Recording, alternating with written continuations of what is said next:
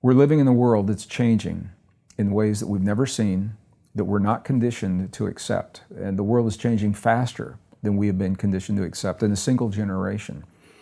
And we are trying to solve the problems of the world through a thinking based on false assumptions of obsolete science, such as Darwin's ideas that nature is based upon competition and conflict. So for 150 years, because that was believed to be the theme of nature, it made sense to try to incorporate that theme in our personal lives, in relationships, consciously and subconsciously. I'm not saying everyone does this consciously, but between nations, in communities, and in society, conflict has been a prime directive. And when something doesn't work, you use conflict. And we now know it's not working. It's breaking down because it's not sustainable. And it's not sustainable because it's based on a false assumption. We now know, the best science of the modern world tells us that nature's primary rule is cooperation.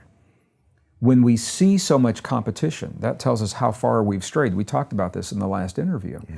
So we're not denying, I'm not denying that competition is happening in conflict. It tells us how far we've missed the mark from the harmony of working with nature, and that's one example. So we're seeing the rise of hate in ways that we've never seen, at least not for a very long time. We're seeing the rise of hate based upon religion, color of our skin, sexual orientation, hate crimes, and polarization, men against women, Christian against Muslim. And it's not just in the Western countries. You're seeing this all over the world. And it stems, as different as these things are from one another, they're only possible, Brian, because of the way we've been taught to think. It's not natural for humans.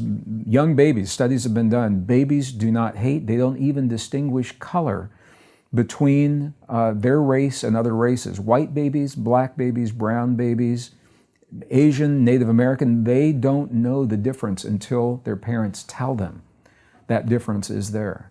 So these are learned characteristics based upon these false assumptions.